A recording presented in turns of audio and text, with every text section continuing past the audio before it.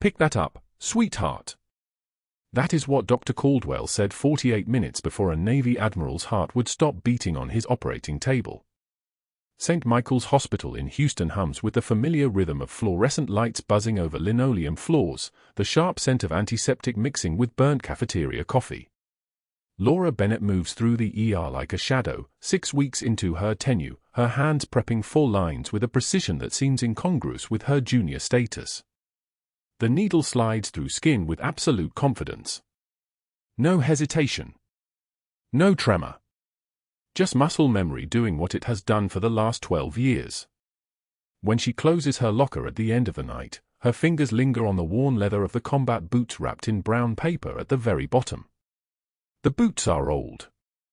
The laces are frayed. The soles are scuffed with sand that refuses to wash out completely, sand from a place the Navy officially erased from her service record. She touches them once, just once, then pulls her scrubs over them and locks the door. Dr. Caldwell arrives for morning rounds in Italian shoes that cost more than Laura makes in a week. Expensive Italian shoes that click against the linoleum with the rhythm of a man who has never questioned his right to take up space. His voice carries across the nurse's station before his body does, already laughing at a joke he has told 100 times to pharmaceutical representatives who laugh because their bonuses depend on it. He gestures toward his new lake house, 6 bedrooms, 3-car garage, financed on a salary that somehow never quite adds up unless you know where to look.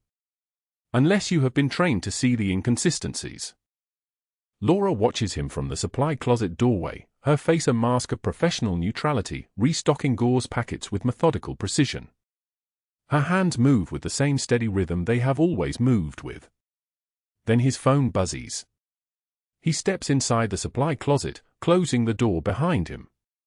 He has no idea she is 5 feet away, blocked only by the metal shelving unit, her presence so quiet, so unremarkable, that he forgets she exists. "Yeah, it's me," he says into the phone. His voice drops. "The billing codes we discussed? No, the other ones. The ones that don't match the actual procedures performed." Silence. Then laughter. "Of course they won't notice. They never do. The insurance adjusters are already briefed. The usual arrangement, just like last time."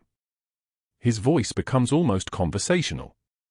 3 patients billed for cardiac imaging they never received. 2 more for physical therapy visits that never happened. The volume is up this quarter, margins are tighter, and unless someone inside starts talking, there's no audit trail. Another pause. "Perfect. See you at the golf club tomorrow." He ends the call. Laura does not move. She does not flinch. She does not even breathe differently. Her jaw clenches once, barely perceptible, the kind of small muscle contraction that only someone trained in combat would recognize as anything other than neutral. She continues restocking the gauze packets in the exact same order, the exact same rhythm, her hands completely steady while the words echo in the enclosed space. He has no idea that the quiet nurse reorganizing supplies has served 3 tours in Ramadi. He has no idea that her official military records have been scrubbed so thoroughly that she barely exists on paper anymore. He has no idea that she extracted a CIA asset from a combat zone under mortar fire, that she performed field medicine on soldiers who were supposed to die but didn't, that the only evidence of that life exists in the pair of worn combat boots at the bottom of her locker. He has no idea what is coming. Dr. Caldwell emerges from the supply closet and walks past her without acknowledgement. His expensive shoes click away down the corridor. Laura finishes restocking. She washes her hands. She returns to the ER. She does not mention what she heard. Not to the other nurses. Not to anyone. There is no point. There is never any point in speaking until you have the proof. That afternoon, Dr. Caldwell stands near the nurses' station and makes a public bet in front of 6 nurses, a medical student, and a patient's family member. He points directly at Laura. The quiet little nobody, he calls her, his voice loud enough to make sure everyone hears. I give her 1 week before she quits. 2 weeks maximum. She doesn't have what it takes for real medicine. He smiles like he has made a clever observation. Anyone want in on that? One of the other nurses looks away. Another finds sudden importance in her chart. The medical student pretends to be very focused on organizing medication cups. The family member watches the exchange with visible discomfort but says nothing. Laura continues documenting a patient's vitals on her computer screen. Her fingers do not pause. Her eyes do not flick toward him. Her breathing does not change. She is a ghost in her own story, and ghosts do not react to insults from the living. But then he follows her into the cafeteria at 11:33 a.m. She is carrying a lunch tray with a sandwich, apple slices, and a cup of water. She is not thinking about him. She is thinking about a 17-year-old Marine with a femoral artery laceration and wondering if the blood pressure will hold long enough for surgery. She is thinking about pain as information, pain as data, pain as something that tells you exactly what your body needs to survive the next 60 seconds. Dr. Caldwell bumps her arm from the side with deliberate force. Not accidental. The tray tilts. The sandwich slides. The apple slices scatter. The cup tips and water spreads across the metal tray with the sound of something breaking. The crash echoes across the entire cafeteria. Every conversation stops. Every head turns. Every eye focuses on the moment when a man in expensive Italian shoes stands over a woman on her knees picking up scattered food. He drops a patient chart at her feet. Not gently. The chart hits the floor with a sharp slap. "Pick that up, sweetheart," he says, his voice loud enough for everyone to hear. His smile is the smile of a man who has never experienced consequences. "And while you're down there, I need copies made of these, stat." The room goes dead silent. Laura does not tremble. She does not look up at him with anger or hurt or shame. She does not retreat to a bathroom to compose herself. Her hands are perfectly steady as she bends to retrieve the chart. She gathers the scattered apple slices with the same care she would use to gather bandaging materials in a crisis. Her face is completely neutral, the kind of professional composure that only comes from a life spent in environments where showing emotion means someone dies. She picks up the chart. She stands. She meets his eyes for exactly 1 second, a flat, cold stare that contains nothing but absolute clarity, and then she looks away. She carries the wet tray to the trash. She carries the chart toward the copy room. She does not speak. She does not cry. She does not allow even a tremor in her hands. The other nurses are looking at her, but they are looking away. Their shame is visible. Their discomfort radiates. None of them move. None of them speak. The cafeteria slowly returns to conversation, but it is quieter now. The volume never quite comes back. What they do not know is that Laura has survived much worse. What they do not know is that she has held pressure on a wound while mortar rounds fell close enough to feel the heat. What they do not know is that humiliation from a man in expensive shoes is barely worth registering on a scale where the bottom has already fallen out. She makes the copies. She delivers them. She returns to the ER. At 1:15 p.m., a patient is wheeled into the surgical prep bay for an unrelated gallbladder procedure, routine, textbook, a surgery that should take 90 minutes and end with a discharged patient by evening. The surgical team begins their preparations. Monitors are attached. Fours are placed. The anesthesiologist marks the patient's chart.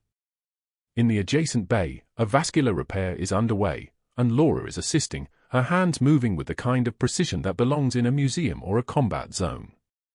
Definitely not in a hospital where she has been for 6 weeks. She is performing a suture pattern that she learned not in nursing school but under a sandstorm in Ramadi, with incoming fire close enough to make the ground shake. The pattern is distinctive, a specific technique for vessel repair under extreme conditions, a technique that allows you to close an artery with minimal time and maximum security. The pattern has a name among field medics, although that name is not in any textbook. Through the surgical window, someone is watching. A Navy admiral in his 60s, prepped for an unrelated procedure in the next bay, has positioned himself near the glass partition. His surgical team is still taking their time. His moment is not yet. But he cannot look away from Laura's hands. His eyes narrow. His jaw tightens. And then he grips his attending physician's arm with a kind of force that makes the doctor wince. "That's a Ramadi combat suture pattern," the Admiral says quietly. "I watched field medics use that exact technique under mortar fire." His voice carries the weight of someone who has seen things that most people only read about. "I watched a medic hold an artery closed long enough to get a Marine to the helicopter. Same exact pattern." He pauses. Where did a 6-week-old ER nurse learn to do that? The attending physician has no answer. The Admiral's eyes remain fixed on Laura's hands, watching them work with the kind of skill that cannot be taught in a semester, can only be built through repetition in conditions that should have killed her several times over. His expression shifts. Something clicks. Some recognition that goes deeper than rank or title or the surface of things. He has no idea that he is about to need those hands more than anything else in the world. The bet started at 7:15 in the morning, when the night shift was finishing charts and the day shift was still drinking coffee that tasted like burnt rubber and regret. Dr. Caldwell gathered near the central nurses' station, his Italian loafers clicking against linoleum like a metronome counting down someone's career. 3 pharmaceutical representatives flanked him, briefcases at their sides, all of them laughing at something about his new lake house in Galveston, 42 acres, he was saying, water views that made you feel like you were standing at the edge of the world. Laura stood at the far end of the desk, charting vitals on her tablet, her presence so unremarkable that she was practically invisible, which was exactly how she'd engineered it. "I'll make a bet," Caldwell announced, his voice projecting across the crowded space like he was addressing a lecture hall instead of a handful of nurses. "Anyone here got $50? I'll wager that our quiet little nobody," he gestured vaguely in Laura's direction without actually looking at her, "quits within a week. She's got that look, you know? The kind who can't handle real medicine. The kind who needs a safe space and a therapy dog." Nervous laughter rippled through the group. 2 nurses exchanged glances that screamed apology. One looked away entirely. Laura's jaw clenched. Once. Barely perceptible. Her hands remained absolutely steady as she continued entering data, her stylus moving with mechanical precision across the screen. Her face was a mask of professional neutrality, the kind you develop when you've learned that showing anything, anger, hurt, fear, gives people permission to push harder. So she showed nothing. The words landed like punches, and she absorbed them the way a trauma bay absorbs blood, efficiently, without flinching, moving on to the next task. What Caldwell didn't know was that Laura had stood in a sandstorm outside Ramadi with rounds impacting buildings 50 yards away and had kept her hand steady enough to tie off a severed artery on a 19-year-old Lance Corporal whose name was Martinez and whose daughter was born 3 days after he lost consciousness. She had been called Al-Malik al-Abayad, the White Angel, by fighters who would have killed her on sight if they'd recognized the uniform she wasn't wearing. So a bet in a Houston hospital cafeteria at lunchtime was not going to break her. But Caldwell was just getting started. The cafeteria humiliation came at noon, deliberate and theatrical. Laura carried her lunch tray, turkey sandwich, soup, a bottle of water, past Caldwell's table where he sat holding court with 3 hospital board members he'd cultivated over 18 months of golf outings at Memorial Park. He stood suddenly, bumping her arm hard enough that the tray became a gravity problem. The bowl of soup hit the floor first, splashing across white linoleum in a red-orange starburst that looked like a crime scene. The sandwich followed. The water bottle rolled toward the exit, leaving a wet trail. "Oh, clumsy," Caldwell said with theatrical concern, his voice carrying across the suddenly quiet cafeteria. Then he picked up a patient chart from the table, deliberately, slowly, and tossed it at her feet. "Pick that up, sweetheart. Isn't that what you're here for?" The room went dead silent. The fluorescent lights buzzed overhead like insects trapped in plastic. Laura's jaw clenched once. The trembling wasn't fear, it was restraint, the kind of restraint that comes from learning to convert rage into precision, from knowing that the moment you lose your composure is the moment you lose control of the situation. She bent smoothly, picked up the chart, and used a napkin from the floor to wipe soup from the folder. Her movements were controlled, professional, the kind of economy of motion that comes from training, not temperament. She handed the chart back to Caldwell without making eye contact, then walked away without a word, soup still dripping from the hem of her scrubs. Behind her, a nurse pressed a hand over her mouth. Another one stared at her own food like it might betray her. The afternoon rounds brought the third strike. Caldwell announced during the walking rounds through the medical surgical wing that little Miss Invisible would be observing from the vascular surgery gallery, not to learn, but because someone needed to fetch coffee and run specimen samples for the real medical professionals. A surgical resident actually winced, his face flushing with embarrassment. Laura simply nodded and took her position in the observation deck above the OR, her face a mask of professional neutrality while humiliation burned behind her ribs like a slow-burning coal that wouldn't quite ignite into flame. She was taking vitals on a post-op patient at the desk when the Navy Admiral was rolled into the adjacent surgical suite. He was in his 60s, fit in the way people are when they've spent 40 years maintaining military discipline even in civilian life, his hands weathered and scarred like someone who'd worked for a living. He was supposed to be having a routine gallbladder removal. Simple procedure. Low risk. A Tuesday in Houston with nothing on the line except a man's organ. Laura wasn't supposed to be watching. She was supposed to be fetching coffee. But she was already moving to the observation deck window when the surgical team prepped him, and she was in position when Dr. Henderson began explaining the procedure to the surgical resident assisting him. What happened next took exactly 42 seconds. The surgeon made the initial laparoscopic incisions. The camera went in. The anatomy came into view. And then Laura reached up and performed a suture that shouldn't have been there, a combat field stitch, the kind you use when you're running out of time and the alternative is watching someone bleed out, when you're working in a sandstorm and the only reference point you have is muscle memory and the knowledge that hesitation means death. She was assisting with a vascular repair on one of the Admiral's other vessels when he gripped his attending physician's arm. His grip was tight enough to leave marks. "That's a Ramadi combat suture pattern," he whispered, his face going pale the way faces go pale when you see a ghost you thought was buried. "I watched field medics use that exact technique under mortar fire. In 2008. Outside the Jolin district." The resident looked at him with confusion.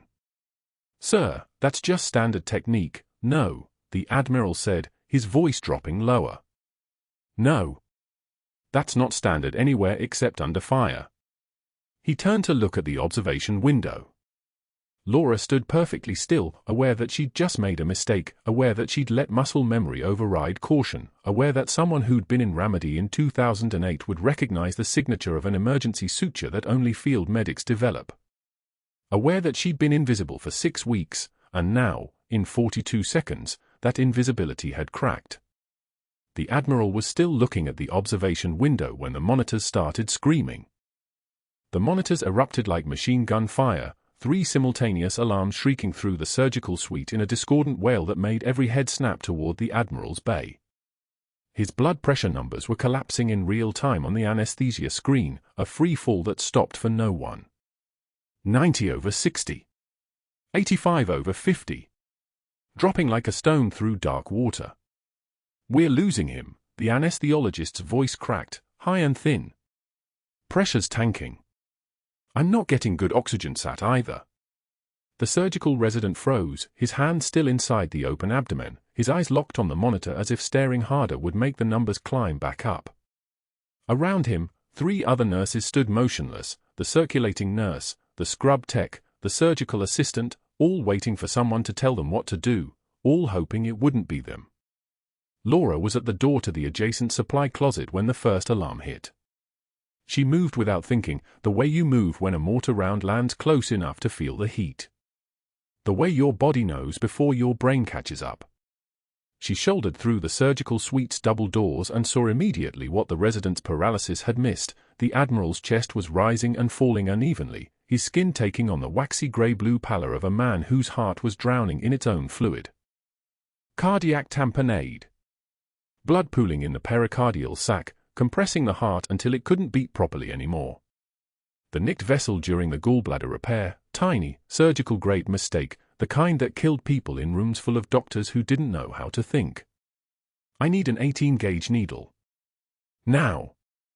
Her voice was flat, calm, the kind of calm that comes from having already survived the worst. You can't, the resident started.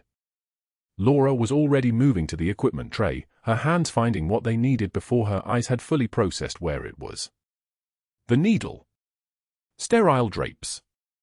The ultrasound machine on wheels, which she rolled into position with one fluid motion while her other hand was already prepping the Admiral's chest with betadine, the dark iodine staining his skin in a rapid, practiced pattern. Second intercostal space. Midclavicular line.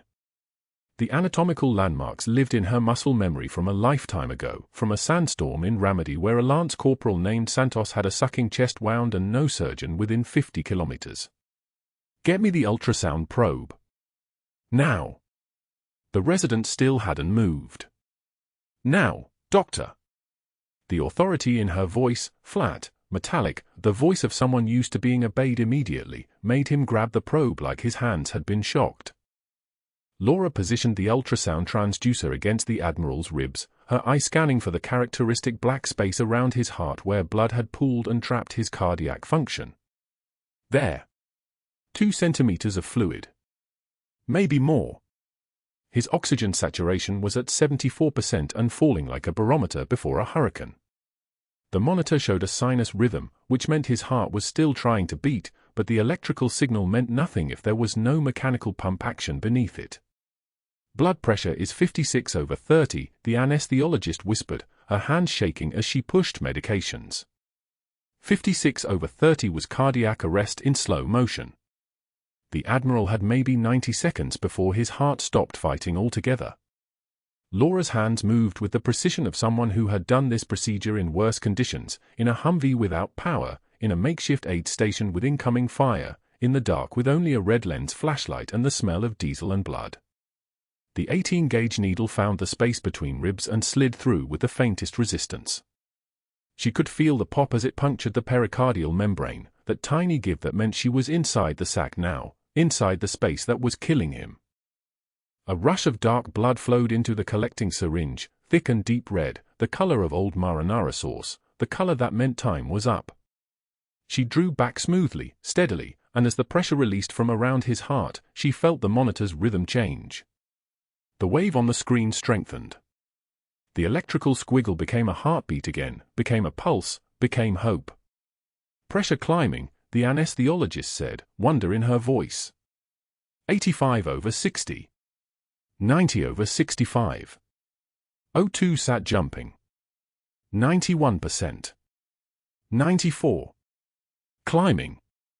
The Admiral's color was changing before their eyes, the grey-blue draining away, pink flooding back into his skin like sunrise after a long night. His heart, no longer compressed, was working again. The surgical suite fell into a silence so complete that you could hear the fluorescent light's high-frequency hum underneath the monitor's steady beeping. Laura continued to draw fluid, slow, deliberate, careful not to create negative pressure that would suck air into the pericardial space and make things worse. 300 milliliters. 400. Her hands were rock steady, her breathing even, her entire presence compressed into the single point where needle met skin and life hung in the balance. His pressure is stabilizing, the anesthesiologist said, her voice now certain, now amazed. 105/70. Sat 97%. This is amazing. 2 minutes ago he was dying. 2 minutes. That's what separated this Admiral from a family receiving terrible news, from a presidential notification team showing up at someone's house with folded flags and rehearsed words. The surgical resident was staring at Laura's hands like he was watching someone perform a miracle. The scrub tech's mouth was open. The circulating nurse had lowered her mask and her eyes showed she understood exactly what she had just witnessed. Laura withdrew the needle. The Admiral's vital signs remained stable. Strong. The kind of strong that comes from someone whose body had just been given a second chance and was taking it seriously. We need to close, Laura said quietly. She peeled off her gloves and turned toward the door. It was then that Dr. Caldwell appeared in the doorway, his face the color of uncooked liver, his jaw clenched so tight you could see the muscles working in his temples. He was still wearing his street clothes, an expensive silk tie, a shirt that probably cost more than Laura's monthly rent. He'd come from the administrative wing, which meant someone had called him. Multiple someones, based on the barely controlled rage in his eyes. Behind him, through the doorway, Laura could see a hospital administrator, the surgical department head, and a woman in a suit who could only be from HR. Dr. Caldwell, the resident said, stepping toward him. There was a cardiac complication.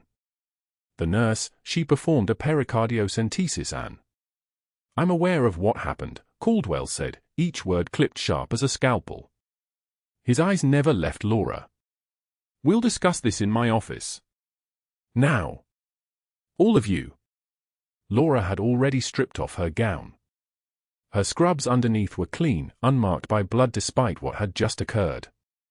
She met his gaze with the same flat composure that had guided her needle through the Admiral's chest, and something flickered across Caldwell's face, something between rage and fear. The patient is stable, she said. Her voice was perfectly level. His vital signs are strong. The pericardial fluid has been drained. He should make a full recovery. I said my office, Caldwell repeated, and the words came out tight with something beyond anger. There was calculation in his eyes now, and a coldness that made the temperature in the surgical suite drop 10 degrees. You're done here. All of you. The Admiral's family has been notified of the complication. Security is on their way to escort you out of the hospital. Security. Laura's hands, which had moved with perfect steadiness through a life-or-death procedure, remained still at her sides. The resident, the anesthesiologist, the nurses, they began moving toward the door, their faces showing the confusion of people who didn't yet understand that they'd just crossed some invisible line in Dr. Caldwell's carefully constructed world. They didn't know yet that saving the Admiral had been the wrong move. Not for the Admiral. For Caldwell, it was a catastrophe of a different kind entirely.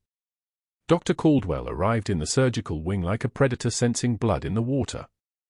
His face was purple, not flushed, not angry in the way normal people got angry, but the deep, suffocating purple of a man watching his world collapse in real time. Laura was still stripping off her surgical gown, the latex peeling away from her forearms as the monitors behind her continued their steady beeping. The Admiral's blood pressure held at 118/76. Sinus rhythm. Stable. She didn't look at Caldwell. She didn't need to. She could feel the rage radiating from him like heat from an exposed wire. What the hell did you just do? His voice came out strangled, the words fighting through a throat locked tight with fury. His expensive shoes, the lake house shoes, the pharmaceutical rep shoes, clicked against the tile as he moved toward her. You overstepped. You practiced medicine without a license. You violated every protocol in this hospital.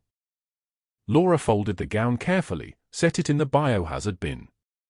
Her hands were completely steady. That steadiness seemed to infuriate him more than anything else could have. I'm calling administration. Right now. You're finished here. He was already moving toward the door, his phone emerging from his pocket like a weapon. Finished. 30 minutes later, the termination paperwork was sitting on the Human Resources desk with Caldwell's signature still drying on the ink. The charges were typed in clinical language designed to obscure the real motivation, overstepping scope of practice. Practicing medicine without a license.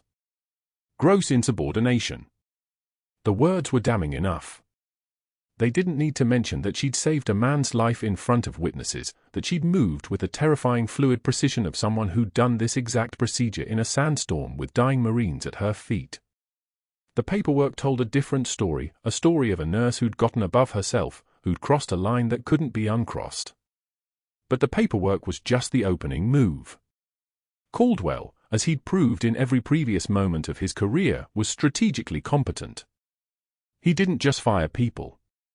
He destroyed them. He activated 3 phone calls to hospital board members by 4 p.m., men he'd cultivated over 18 months of carefully orchestrated golf outings and campaign donations to local politicians. The board president, Mitchell, owed Caldwell a favor from a real estate development deal that had quietly benefited his son. The second board member, Hendricks had been a pharmaceutical rep before joining the board, and Caldwell had personally recommended him for the position. The third, Carmen Rodriguez, served on 2 boards where Caldwell had strategic allies. 3 calls. 3 conversations where Caldwell carefully explained that an unauthorized medical procedure by nursing staff represented a liability nightmare, that the hospital's malpractice insurance might not even cover an incident like this, that the precedent could expose them all to litigation. He didn't say, "She upstaged me." He didn't say, "She made me look bad in front of an admiral." He said, "Institutional risk. Liability exposure. Immediate termination necessary." By 4:02 p.m., Caldwell had filed complaints with the Texas Board of Nursing. The documents were detailed, specific, and carefully constructed to suggest a pattern rather than a single incident. He listed 5 separate occasions where Laura had allegedly overstepped her authority, moments he invented or recontextualized with meticulous precision. He contacted every reference she'd listed in her original hospital application: a nursing director in San Diego, a clinic supervisor in Albuquerque, a trauma center administrator in Seattle. To each of them, he presented himself as a concerned colleague worried about potential liability. His voice through the phone carried the weight of professional concern. "I'm trying to understand her background. She performed an unauthorized procedure today that could have killed a patient. Have you experienced similar issues with her judgment?" The implication hung in the air like a poisoned fog. This was a systemic problem, not an isolated incident. The outside auditor was the final piece. His name was Robert Vance, and Caldwell had worked with him on 3 previous occasions where unfavorable audit results had somehow been reframed into more palatable conclusions. Vance arrived at St. Michael's on the following morning, official letterhead and briefcase creating the illusion of impartial investigation. What he was actually doing was fabricating documentation, selecting individual moments from Laura's file, recontextualizing them, building a narrative of insubordination that would withstand cursory review. The investigation he controlled would find exactly what Caldwell needed it to find. The paper trail would support the termination. The liability angle would protect the hospital from wrongful termination claims. Everyone would be protected except Laura. Laura cleaned out her locker at 5:23 p.m. on the day following the surgery. The changing room was empty except for the hum of the ventilation system, that constant mechanical breathing that never stopped, not even on nights when the hospital quieted down.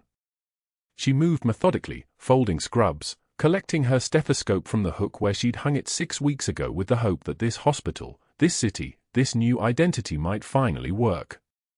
She opened the bottom compartment of the locker. The combat boots sat there wrapped in brown paper, the way she'd kept them for the past 7 years since the operation in Ramadi that officially never happened. The boots were worn. The left one had a small tear in the leather from shrapnel, patched carefully but still visible to anyone who knew to look. These boots had walked through the Jolene district while mortar rounds landed in the next block. These boots had been on her feet when she'd extracted a CIA asset from a basement compound during an operation that couldn't be written down, couldn't be discussed, couldn't exist in any official record. The operation that ended with naval intelligence scrubbing her file, reassigning her with sealed orders, and making it abundantly clear: disappear. Become invisible. Never surface. She'd followed orders. She'd built a life in the shadows, using connections that couldn't be traced back to active military networks, references from people she'd worked with in unofficial capacities who could provide just enough background without triggering any flags. 6 weeks in Houston, and even that had dissolved. Caldwell had poisoned every well, made phone calls that would echo through the healthcare system in a way that would make it difficult to land anywhere else. Laura wrapped the boots carefully in the brown paper again, securing them with tape. These were the only physical evidence of who she really was. Everything else had been erased. Her service record was classified. Her medals were locked in a safe deposit box under a name that wasn't technically hers. Her call sign, the one they'd given her in Ramadi after she'd stayed behind under mortar fire to tourniquet a wounded fighter who wasn't even on her side, existed only in the memories of people who couldn't talk about it. The boots were all that remained. She walked out of the hospital through the rear exit, past the dumpsters and loading dock where the evening light was fading into something the color of old bruises. No one saw her leave. No one was waiting to say goodbye. The orderlies she'd worked alongside, the surgical nurses who'd watched her perform procedures with steady hands, they were all in the main hospital now, their attention already moving to other patients, other crises. She was already becoming invisible again, the process accelerating now that Caldwell had started it. 3 days passed. 3 days of sitting in her apartment staring at job applications she knew wouldn't go anywhere. Caldwell's calls had reached ahead of her. She could sense it in the careful language of rejection emails, the way hospitals that had initially expressed interest suddenly developed concerns about background verification. One nursing director called her back personally, her voice sympathetic but firm. "We're going to hold off on moving forward at this time." Translation: "We heard what you did. We heard what Dr. Caldwell said about you." Laura ate cereal standing at her kitchen counter at noon and at midnight and at 2 a.m. because the distinction between meals had stopped mattering. She didn't sleep. Sleep meant dreaming about remedy, about the weight of a tourniquet in her hands, about the sound a body made when a mortar round hit it from the wrong angle. She drank coffee that went cold. She scrolled through job listings in cities where she had no connections and knew no one. She thought about the Admiral's blood pressure holding steady at 118/76, about the way the monitors had beeped confirmation of life, of survival, of the specific moment when she'd become a threat to the wrong man. On the third night, technically 3:14 a.m. on the fourth day, Laura found herself in an all-night diner on the edge of Houston, the kind of place where nobody asked questions and the coffee was always available, even when the sun was gone and wouldn't return for hours. She sat in a booth near the window, the only customer except for a truck driver 2 booths over who was eating eggs with the focused intensity of someone who'd been driving for 16 hours straight. The vinyl of the booth seat was cracked, leaking stuffing in one corner. The overhead light hummed with a sound like insects. Her coffee had gone cold. She'd been staring at it for so long that a skin had formed on the surface, that thin film that forms when time moves forward without anyone paying attention. She held the cup between her palms anyway, absorbing whatever warmth remained. Through the window, the parking lot was empty. A neon sign advertising Miller High Life flickered in the darkness, creating shadows that moved like living things. She stared at her hollow-eyed reflection superimposed over the empty parking lot beyond the glass. This was what invisible looked like. This was what being erased twice felt like, first by the military, then by circumstance, then by one man's vindictive networking. She'd saved 12 Marines in Ramadi. She'd held a tourniquet on the leg of an enemy fighter and made a choice that let him live to see his daughter born. She'd saved an admiral's life 3 days ago by performing a procedure under pressure that most surgeons would have frozen trying to attempt. And for what? To end up in a diner at 3 a.m. staring at her reflection like it was a stranger wearing her face. The door chimed. Behind her, someone entered. The bell was old-fashioned, the kind that hung on a chain above the door frame.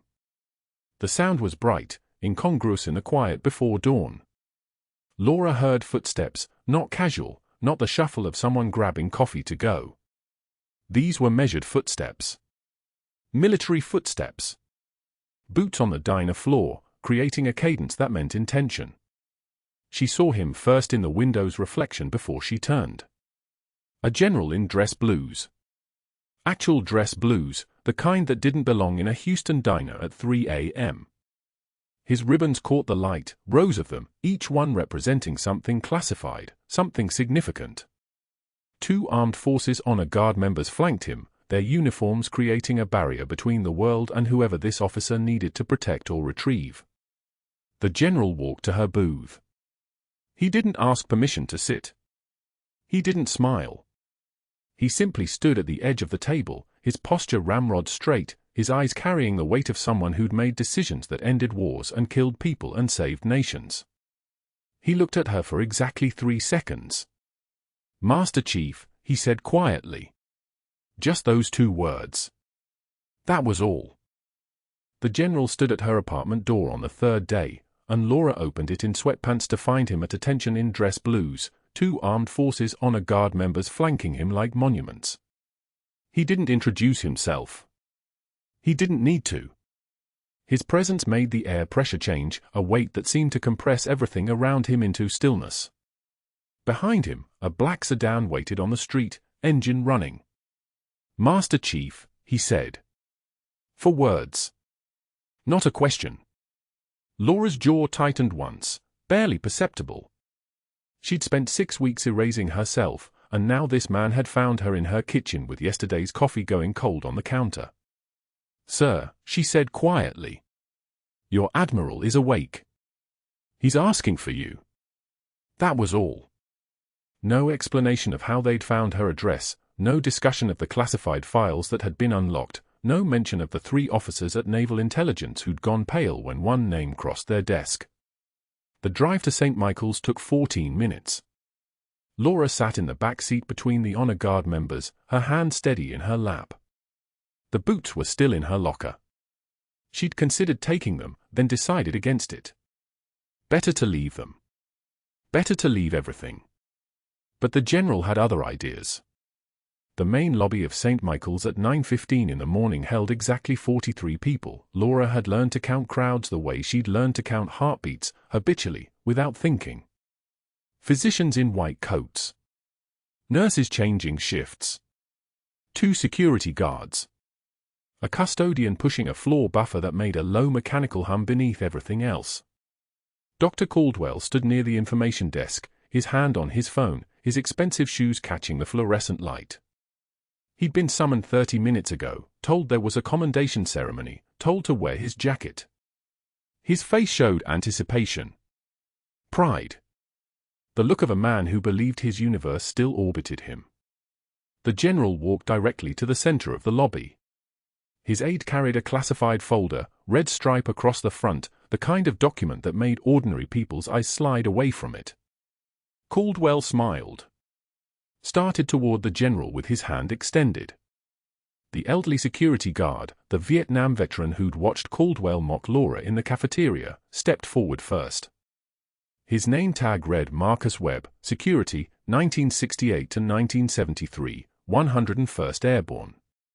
Statue made of expensive tailoring and collapsing certainty. The general opened the classified file. His voice was calm, official, the kind of tone that carried absolute authority. He read, Combat Citations. Operation Praying Mantis, 2004.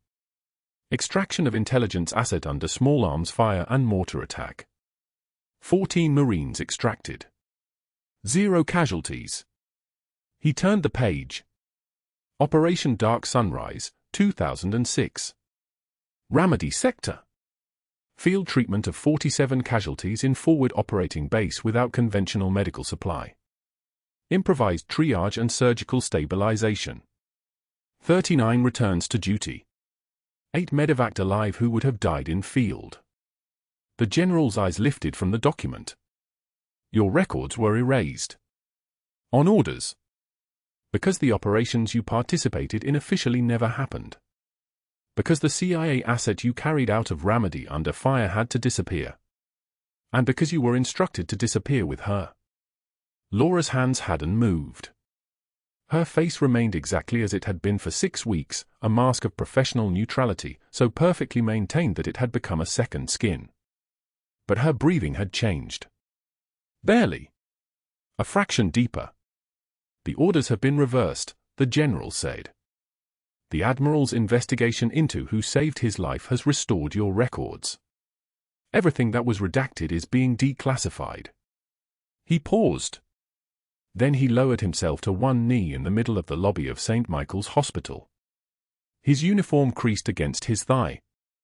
His eyes level with hers.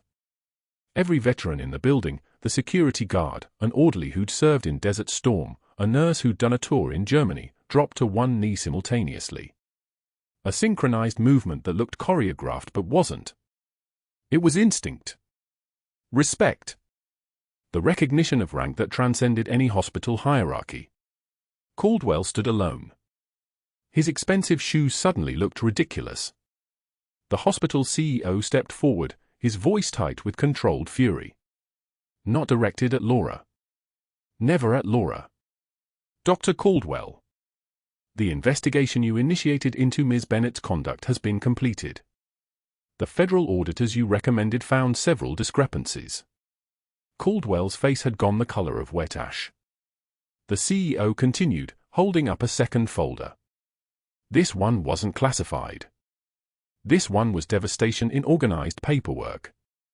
Billing codes that don't match procedures. Hundreds of thousands of dollars in fraudulent claims. Insurance adjusters on your personal cell phone logs. Financial transfers suggesting systematic fraud spanning 3 years. The CEO's voice dropped lower. More dangerous. You're terminated effective immediately. Security will escort you to your car. Federal prosecutors will contact you within 72 hours regarding your cooperation with their investigation. Caldwell tried to speak. His mouth worked like a fish pulled onto dry land. The board members he'd cultivated with golf outings and campaign donations stepped backward, distancing themselves with the smooth precision of people saving their own reputations. His power had been an illusion maintained only as long as no one looked underneath. Now someone was looking. Now everything he'd built was being dismantled piece by piece. Security guided him toward the exit. He walked past Laura without making eye contact. His breathing was ragged. His hands shook as he reached for his car keys. Laura watched him go with the same neutral expression she'd maintained since he first called her just a nurse in that supply closet. The general stood. The other veterans stood. The lobby was only quiet for 3 seconds before someone began clapping. The Egyptian surgeon who'd watched Caldwell humiliate Laura in the cafeteria. The anesthesiologist who'd assisted during the Admiral's emergency procedure. The nurses who'd pretended not to see the cafeteria assault. The clapping grew. Not thunderous. Respectful. The kind of recognition that sounded like rain on glass. The general approached her quietly. Away from the applause. Away from the witnesses.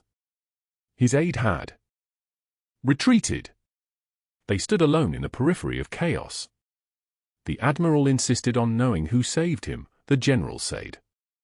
His voice was low enough that only she could hear. When administration claimed it was Caldwell, the Admiral had his aide track the truth. That led to your termination records. That led to one phone call to Naval Intelligence. He paused. Let her understand the cascade. 3 officers went pale. They made calls up the chain. The calls reached me. Laura's jaw clenched once. The only visible reaction she'd given in 6 weeks. The only crack in the mask. I was ordered to disappear, she said quietly. Not as a question. A statement. Sometimes orders change when someone saves an admiral's life and that someone has been living on minimum wage while the man who got her fired teaches safety courses for what he made in a single week as a surgeon. The general studied her face. Your records are being restored. Full honors. The Admiral has requested that you lead a new program here at St. Michael's. Veterans trauma. Transition care. Everything you learned in Ramadi, authorized. Legal. Visible. 6 months later, Laura sat in an office with her name on the door in brass lettering, Director, Veterans Trauma Program, St. Michael's Hospital. The space was modest. Morning light filtered through Venetian blinds and fell across her desk in measured stripes. Behind her, on a shelf where it caught the sunlight, sat a pair of worn combat boots. No longer hidden. Never again wrapped in brown paper at the bottom of a locker. The boots were displayed like artifacts, which they were. Proof that she had existed in a life before erasure. The program served 42 veterans in its first month. Former service members transitioning to civilian life. Gunshot wounds and PTSD and traumatic brain injuries and the silent, invisible injuries that didn't show on X-rays but destroyed everything anyway. Laura treated them the way she'd treated the Marines in Ramadi. With competence. With respect. With the understanding that pain was information and that every scar told a story worth honoring. The Iraqi patient, the one who'd wept in the lobby, now volunteered twice a week. He translated for refugee patients. He shared his story about the white angel. His daughter had his eyes, just as Laura had promised. He sent photographs. Laura kept them in a folder on her desk. This morning, she reviewed case files when her assistant knocked. "There's someone here asking about coordinating the CPR certification course." Laura looked up. Through the glass wall, she saw Dr. Caldwell in a community college polo shirt, his name embroidered over the pocket. Master Instructor, it read. He was earning minimum wage teaching teenagers basic cardiac life support, conducting courses in high school gymnasiums, watching his lectures interrupted by phone notifications and the casual indifference of students who'd never heard his name. He saw Laura through the glass. Their eyes met across the office, across 6 months, across the entire distance between erasure and restoration. His face showed everything. Shame. Resentment. The weight of consequences that would follow him into every community college classroom for the next 20 years. Laura's face showed nothing. She simply nodded once, a gesture of pure dismissal, and returned to her files. It was the most devastating thing she could have done. Not anger. Not vindication. Just acknowledgement that he no longer mattered. That evening, she locked her office and walked past the main lobby where the general had knelt. The floor was being waxed by an orderly. The smell of industrial cleaner mixed with antiseptic, the signature scent of hospitals everywhere. A young nurse struggled with an 4-cart near the elevators, her posture apologetic, her movements careful. The kind of invisible person Laura had been. She was trying not to take up space. Trying not to be noticed. Laura stopped. "You're doing fine," she said quietly. The quietest person in the room might be holding it all together. The young nurse looked up, surprised. Grateful. Her eyes widened slightly. Laura continued to the parking lot, her worn combat boots waiting at home, visible on their shelf, catching morning light, never again hidden, never again apologetic, never again erased. If you've been underestimated and overlooked, if you've watched someone abuse institutional power, if you've wondered what happens when the quiet person finally gets recognized for what they've always been, subscribe to this channel and hit the notification bell. What would you have done in Laura's position? Drop a comment. Would you have walked away or saved him anyway? Let us know.